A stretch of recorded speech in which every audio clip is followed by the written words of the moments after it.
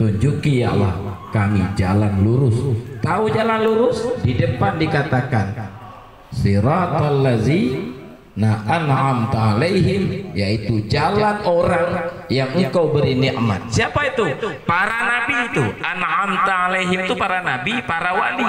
Berarti kita minta, ya Allah berikan saya jalan para nabi. Maka enggak kayak berat itu urusannya. Maka Imam Ghazali mengatakan jalan yang paling sukar adalah jalan agama. Cuman karena kenapa kita menganggap mudah agama? Karena kita menganggap agama sebatas salat 5 waktu. Padahal agama terdiri daripada zahir batin.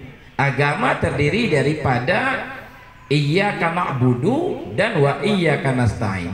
Yang kita pahami hanya iyyaka na'budu, maka agama itu mudah. Karena makna iyyaka na'budu melakukan semua perintah, menjauhi semua larangan. Itu casing agama, Pak.